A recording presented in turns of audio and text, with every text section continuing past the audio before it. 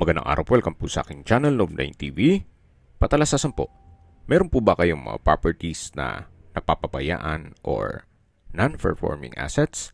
Plan nyo ibenta, pero wala kayong oras sa pagbenta nito. Kung ito'y pagkakatiwala nyo po sa amin, tawag lang po kayo sa aking numero, usap po tayo, gawin ko po ng video for free.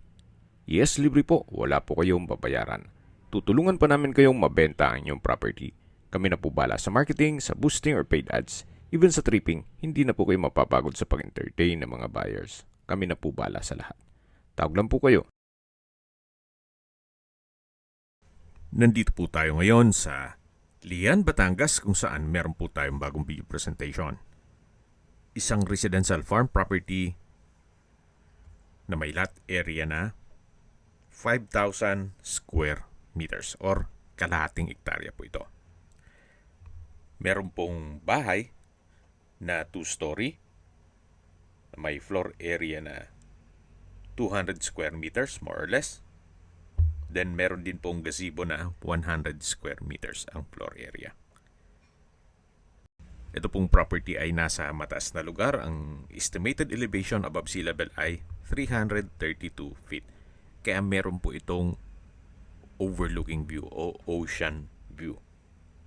At dito po sa paligid ay meron pong mga fruit-bearing trees gaya ng langka, bayabas, makopa, nyog, saging, sampalok, at may ilang tanim din po ng singkamas. May access na rin po dito ng tubig, kuryente at internet provider dito sa area. Gawa ng marami na rin pong mga kabahayan at ito po'y along Barangay Road. Kaya accessible din po ito ng public transportation. Mula po sa highway, 1.8 kilometers lang po. Actually, kung ganahan kayong maglakad, pwede naman pong lakarin papunta dito sa property. Tungkol sa dokumento, ito'y titulado, buhay po ang may-ari, kaya wala po kayong maging problema sa documentation o sa transfer ng title. May transformer na rin po pala. Kaya kahit malaking load ng kuryente ang gamitin, ay kayang-kaya po. So again, ito pong property ay nasa Lian, Batangas at nasa mataas na lugar, kaya flood-free area. Meron pong overlooking view ng dagat at meron din mga fruit-bearing trees sa palibot nito. Ito pong napwestuhan ng bahay ay ito po yung pinakamataas na area ng property. Yan po yung tinutukoy ko na 2-story house na livable naman po. May floor area na 200 square meters more or less. Then meron din pong gazebo. Kung hanap nyo po isang napakatahimik na lugar na walang gaanong kapitbahay at meron pang overlooking view, well, ito na po yung hinahanap nyo. At binebenta po ito ni owner sa murang halaga. Mamaya po sa dulong parte ng video, pag-usapan natin ang distance, location at travel time pati presyo nito. Ito pong bahay ay maayos pa po ang structure. Livable po ito. Medyo faded lang ang pintura, pero madali lang pong i-retouch yan. Maganda rin pong i-restore na lang ito kaysa magpagawa kayo ng panibagong buong bahay. Sa mahal po ng construction cost gaya ng labor at materials, malaki-laki din po ang uubusin dito sa ganito kalaking bahay. Log house design na rin po ito. At dito naman po yung balkonahe. Mula po dito sa balkonahe, napakaganda ng tanawin. Yan po yung dagat ng Lian. Mula po dito sa property, 10 minutes drive lang po or wala pa. Napakalapit lang po niyan. Balik ulit tayo dito sa balkonahe. Hanggang dun po yan sa dulo. At ito naman po yung main door. Pasok po tayo. Meron po itong double high ceiling. At naka-brickstone design tong wall hanggang second floor. Ito pong hagdan ay naka-concrete staircase. At dito naman po yung dining area na napakalaki ng espasyo. At dito naman po yung dirty kitchen. Medyo paliti na po ang bubong dito sa area to. May kitchen countertop o tile kitchen countertop. Naka-tile flooring. At dito naman po yung stock room. Ito po yung dirty kitchen. Then meron din pong access door. Papunta naman yan sa gilid ng bahay. Balik po ulit tayo dito sa loob. Yan po yung formal kitchen. Dito naman po yung dining area. At doon naman po yung living area. Ito naman po yung parang secret door na papunta naman sa common toilet and bath. Na meron pong water closet, hand wash basin, urinal. Sa dulo po ay may shower. Kaya po itong henyo po ulit, itong living area. Then meron pong mga glass wall and window. At ito naman po yung hagdan o staircase.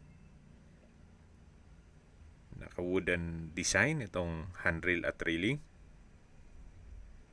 Then naka-tile staircase. At nandito na po tayo sa second floor. Mula po dito, tanaw naman po yung open below at yung main door. Then yung living area. So mula po sa main door hanggang kitchen, open concept lang po. Walang partition. At dito naman po tayo sa first bedroom. Well, sa spasyo, malaki po siya. Then meron din pong split type aircon. May customized glass window with security grill. Meron din po itong sariling toilet and bath. May hand wash basin, water closet, hot shower set, at bathroom window. Naka-tile bathroom wall na rin po yan. So wala pong nakatira dito, kaya please manage your expectation. Kumbaga, what you see is what you get. Kailangan ng linis at maintenance. Ito naman po yung second bedroom. Naka-brickstone design ng wall. May window type aircon at may sariling toilet and bath. Naka-tile flooring at kompleto din po ang bathroom fixtures. Labas po ulit tayo dito. At bababa po tayo. Samahan niyo po ako para maikutan natin ang buong property. At habang naglilibot po tayo, pag-usapan na natin ang distance, location, at travel time. Mula po sa Calatagan-Lian Highway, ang distance is 1.8 kilometers at ang travel time is 5 minutes. Mula naman po sa mga beach resort dito sa Lian, mga 10 minutes more or less. Then meron din pong mga beach resort na malapit dito gaya ng Matagbungkay Beach Resort. May distance sa 7.8 kilometers at travel time is 18 minutes. Mula naman po sa Apacible Memorial Hospital, ang distance is 11 kilometers at ang travel time is 7 minutes. Yan po yung lagi kong binabanggit sa inyo na dapat nyo i-consider sa paghanap ng property, yung meron pong malapit na hospital. Hindi ko naman po sinasabing sakitin kayo. Yan naman po for emergency purpose lang naman. At mula naman po sa Walter Mart Nasugbu, ang distance is 12 kilometers at ang travel time is 17 minutes. Ito naman po yung hagdan dun sa gilid ng bahay na kung saan papunta naman dito sa view deck na pwede pong mag-sightseeing. At meron din po itong napagandang tanawin. Yan po, tunghayan nyo po. Okay, sa presyo na po tayo. Binebenta po ito ni owner sa halagang 13.8 million pesos net. Ibig pong sabihin, si buyer na po ang sasagot sa lahat ng taxes at expenses with regard to documentation. Fair deal na rin po. Imagine, meron na po kayong kalahating ektarya na may overlooking view, nasa mataas na lugar, at may libreng bahay pa po. Although, hindi naman ganun kabago, pero livable pa naman. Yun nga lang, magpaparepair kayo. At syempre, kung maayos naman po yan, hindi naman pe-presyo ng ganun kamura itong property na to. Ang kagandahan pa po dito, ito po'y titulado. Kung may mga katanungan po kayo, tawag lang po kayo sa aking numero. At sa mga kababayan naman natin nasa ibang bansa, meron po akong WhatsApp, Viber at Telegram. Same number lang po, 0917-316-3399. Sa mga nagtatanong naman po ng aming Facebook, meron po aming Facebook page na Nov9TV at Facebook Real Video. Meron din pong TikTok at Instagram. May ibang YouTube channel po kami, the Nov9TV channel, Nov9TV Listings, Nov9TV On The Spot, Nov9TV Updates, at Nov9TV House Rental.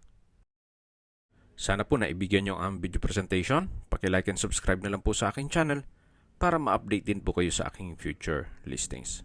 Kung sakali po hanap nyo yung mas malaking sukat ng lupa, meron din po kami ibang listings na pwede nyong pagpilian. Huwag po kayong mag-atubiling tumawag sa amin. Then, let us know your budget para malaman namin kung anong property pwede naming ilog sa inyo. Sa lahat pong viewers, subscriber at nagtiwala po sa amin, salamat po sa suporta. Ingat po kayo lagi at yung pamilya. Maraming salamat po.